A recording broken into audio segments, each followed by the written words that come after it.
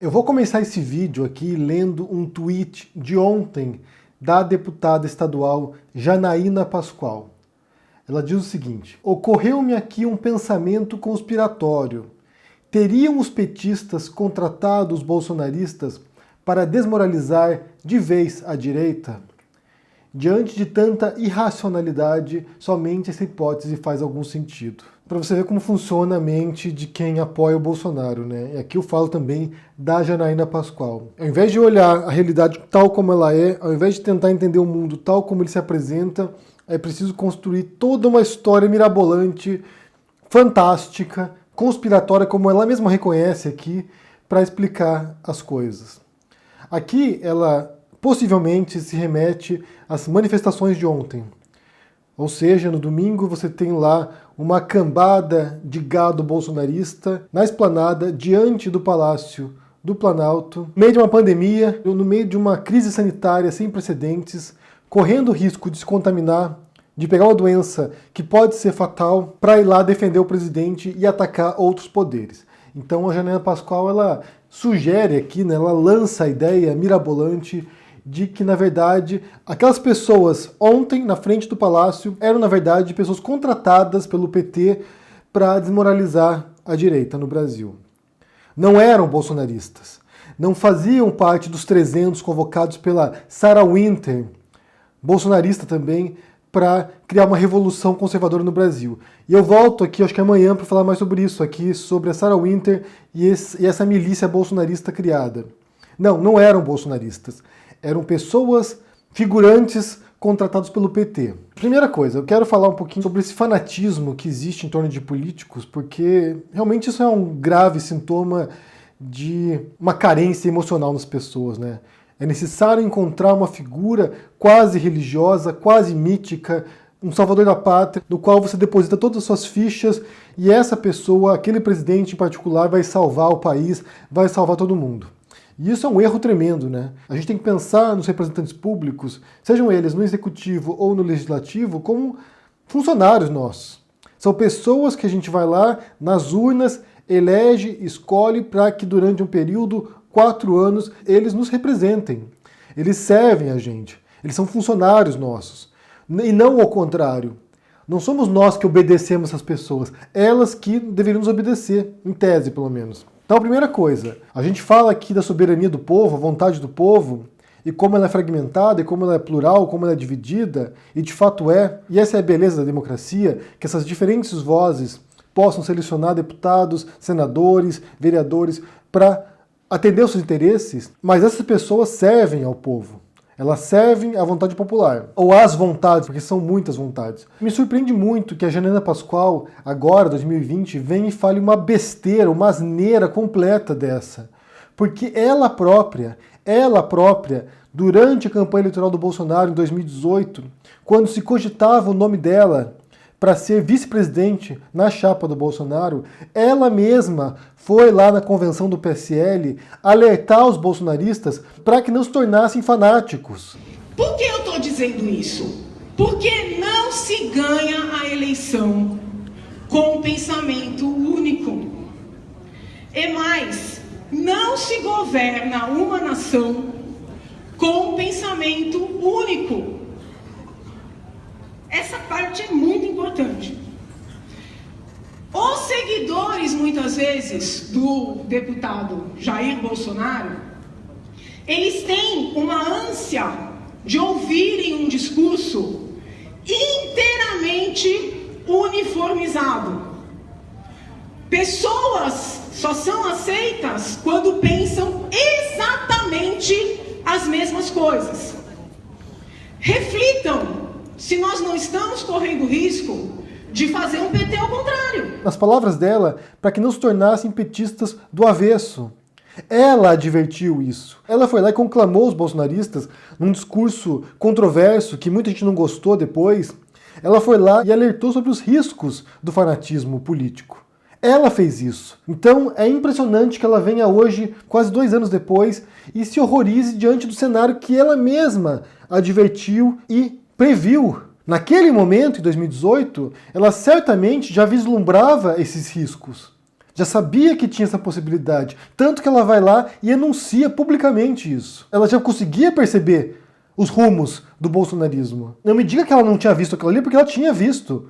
E ela viu e disse. E outra coisa que é importante distinguir aqui, porque a gente sabe que tem petista fanático, a gente sabe disso, mas é importante distinguir entre a adesão popular que houve em relação ao PT e a adesão que existe hoje em relação ao Bolsonaro, porque são de naturezas distintas. A gente pode ter inúmeras críticas ao governo petista, aos métodos do PT no poder, ao que eles fizeram, aos escândalos que ocorreram. A gente pode ter inúmeras críticas nos mais diferentes níveis aqui.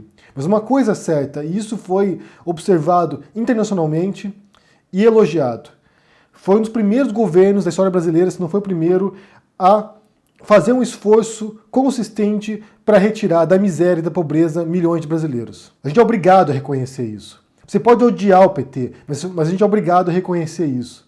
Foi um governo que tentou tirar, e conseguiu tirar de fato, milhões de pessoas da miséria e da pobreza. E você não precisa ser petista para reconhecer isso. Você não precisa idolatrar o Lula para poder admirar o esforço que foi feito. E aí eu quero mencionar esse livro aqui, que eu já falei outras vezes, da Rosana Pinheiro Machado, que amanhã vai ser maior, no qual ela analisa a trajetória até esse momento, né, de 2013 em diante, e ela fala sobre as contradições que decorreram desse processo de ascensão social de milhões de brasileiros. Porque o que acontece? Esse é um ponto que a Rosana levanta ali e que a gente pode pensar sobre isso. Você vai lá e você tira a pessoa da miséria. Então ela passa a comer 3 vezes ao dia, que era a meta do Lula, como ele propunha, né? Comer 3 vezes ao dia. Café da manhã, almoço e janta. Você vai lá e consegue isso. Só que as pessoas, quando obtêm esse tipo de necessidade básica, mínima, essencial, elas não querem apenas isso. Elas não querem apenas café da manhã, almoço e janta. Elas querem também uma roupa melhor. E quando elas conseguem isso, conseguem adentrar o mercado de consumo, conseguem comprar um micro-ondas, conseguem comprar uma máquina de lavar, conseguem comprar um tênis legal, conseguem comprar uma calça jeans bonita, conseguem comprar uma motinho, conseguem comprar um carro, elas não querem apenas isso. Quando essas pessoas conseguem entrar na universidade, elas não querem apenas isso. Elas querem um trabalho melhor, elas querem uma pós-graduação, elas querem viajar para o exterior. Então essa história, essa trajetória da miséria, de ascensão social, ela nunca termina, na verdade. Porque a gente sempre quer mais. Basta a gente pensar do ano passado lá, o desembargador reclamando porque ganhava 35 mil reais e isso não dava para pagar as contas dele. Mal pagava o cartão de crédito dele. Porque quando você ganha 35 mil reais, esse dinheiro não é suficiente, você quer mais. Parece que é pouco. Você quer 50 mil reais. E quando você ganha 50 mil reais, parece pouco, você quer 100 mil reais. Isso não tem fim. É por isso que você tem milionários e bilionários que continuam se esforçando para ficar mais ricos, porque não tem fim. Você não quer apenas 3 refeições ao dia. Você quer ter um carro legal, você quer ter um iate, você quer ter depois um apartamento luxuoso na Barra. Não tem fim. A ambição humana não tem fim. E quando você conquista uma coisa, aquilo ali logo te enfada e você quer mais. É claro que entre a miséria extrema e o Jeff Bezos, que é o dono da Amazon, um dos homens mais ricos do planeta, com bilhões e bilhões de dólares, tem um abismo intransponível. Mas as pessoas nunca estão satisfeitas. Quando você consegue uma coisa, você quer mais. E é natural isso, que você queira mais. É natural que você ambicione mais. Que você não queira apenas um ensino superior para você, mas para os seus filhos e para os seus netos. E que seus filhos e seus netos estejam em melhor condição do que você também. E aí que, de certo modo, se identifica a fissura, as contradições do governo petista. Porque ele vai lá e consegue levantar milhões de brasileiros até um certo ponto. E depois começa uma crise econômica com o governo Dilma. E muita gente que conquistou certas coisas que eram inconcebíveis para elas antes, não querem retroceder. Não querem cair de novo na escala econômica. Não querem voltar para a miséria nem para a pobreza. E aí que a gente pode encontrar uma explicação, de certo modo, para muita gente que era eleitor do PT, que votou no Lula, que votou na Dilma, e de repente passa a votar no Bolsonaro depois. Porque elas querem reconquistar um espaço que foi tirado delas. Como eu disse aqui, a gente já entende que você tem uma pessoa que saiu da miséria extrema, que passava fome, e vê no Lula uma figura idealizada. Porque esse homem, esse presidente, o Lula, me tirou da pobreza extrema. Então você tem uma massa enorme de pessoas pobres, ou que eram miseráveis, e que de fato tiveram suas vidas drasticamente transformadas pelo governo petista. Por outro lado, no caso do Bolsonaro, esses bolsonaristas que estão lá na frente do Palácio pedindo golpe de Estado, pedindo o fechamento do Supremo e do Congresso, é, em sua grande medida, uma classe média proto-fascista. Quem explica essa classe média, quem fala melhor sobre ela, é o Gessé Souza, tanto no livro dele Elite do Atraso, quanto A Classe Média no Espelho. E ele vai lá e identifica, de fato, um segmento, um terço, se não me engano, que ele estima ali, de proto-fascistas na classe média. Pessoas que sentem que a ascensão dos outros, por exemplo, é uma ameaça à sua existência, ao seu espaço, aos seus privilégios. Então, de fato, você pode ter pessoas que idolatram Lula por certas razões, por certos motivos, mas a natureza disso é muito diferente de quem idolatra o Bolsonaro hoje. As razões são completamente diferentes. Mas não venha me dizer que a Janaína Pascoal não soubesse desses riscos já em 2018, porque ela disse publicamente. Eu quero aproveitar esse gancho aqui e mencionar um vídeo de hoje do Mamãe Falei, no qual ele fala ali que ele tem perdido inscritos e que ele se propõe agora como uma direita que critica de fato o Bolsonaro, que apresenta um outro modelo, que estão questionando os desmandos do Bolsonaro. E é interessante a fala dele porque ali eu vejo retratado, de certo modo, a gente já vai falar um pouquinho mais sobre isso de maneira um pouco mais aprofundada, mas a tal estratégia das tesouras, como diz o Olavo de Carvalho. Eu já fiz um vídeo sobre isso aqui, se encontrar eu ponho no comentário fixado para vocês. O que seria essa estratégia das tesouras, segundo o Olavo? O Olavo diz que, na verdade, quem concebeu isso foi o Lenin, um dos líderes da Revolução Russa, que consistiria essencialmente de uma divisão num grupo, no caso comunista, né, uma divisão que você tem, por um lado, uma ala radical, uma ala extremista e, por outro lado, uma ala moderada. Essas duas alas atuariam de maneira diferente, uma de maneira violenta, talvez, e a outra de maneira institucional. Elas atuariam em conjunto para o mesmo objetivo, que é chegar ao poder. Então, se uma delas chega primeiro no poder, ou através da revolução, ou através da via partidária, política, depois que chegam ao poder, um puxa o outro. Então, são duas faces da mesma moeda. São dois grupos que representam os mesmos valores, com atuações diferentes, embora aparentemente sejam distintas. No fundo são a mesma coisa. E ele usa isso para retratar, por exemplo, a disputa política no Brasil entre PT e PSDB. Seriam a mesma coisa. Eles se dividem e quando um chega no poder, um puxa o outro. É claro que essa estratégia, essa concepção olavista, que não tem nada a ver com Lenin, ele inventou, ele criou, ele entendeu errado uma noção que tinha. E ele vai lá e inventa uma bobagem completa dessa que não é prática, não é factível, não funciona na realidade. Você até pode conceber a possibilidade de se dividir, né, dois grupos se dividirem para conquistarem melhor, mas na prática não funciona.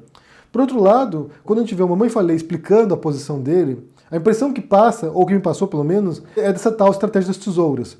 Por que você tem? Você tem a ala bolsonarista, alinhado ao Bolsonaro. E ali o próprio Mamãe Falei menciona quem são, né? Alan dos Santos, ele fala do Caio Coppola, ele critica o Caio Coppola lá, que é engraçado você ver o Mamãe Falei criticando o Caio Copano, que é o apelido que ele deu pro Caio Coppola. Falando, o Caio Coppola é meu amigo pessoal, eu amo o Caio Coppola, só que eu até pergunta pra ele, se eu não ligo pra ele, não usou ele, e aí Copano, falando de Copano, que ele passa pano pra tudo que o governo faz. Caio Copano criticando o Constantino. Então ele diz o quê? Você tem uma ala bolsonarista alinhada ao Bolsonaro, que vai sempre jogar, como ele fala, os docinhos para os bolsonaristas. Vai alimentar com docinho. Enquanto ele e o MBL se propõem como uma ala crítica a isso, né? Então, assim, nós não somos bolsonaristas, nós criticamos o Bolsonaro e nós somos uma alternativa para o Bolsonaro. Quando, na verdade, o objetivo desses dois são muito parecidos. E se alimentam também, de certo modo. O problema nessa questão aqui é que você tem uma terceira ala. É um tridente, na verdade, não é uma tesoura, é um tridente. Você tem uma terceira ala que é Nando Moura, Brigadeiro, Diego Rox, que são os extremistas dos extremistas. Eles são mais bolsonaristas do que o próprio Bolsonaro. Eles são mais olavistas do que o próprio Olavo de Carvalho. São pessoas que criticam o Bolsonaro, não porque o Bolsonaro é um extremista, mas porque o Bolsonaro não é um extremista. Porque ele traiu os propósitos extremistas.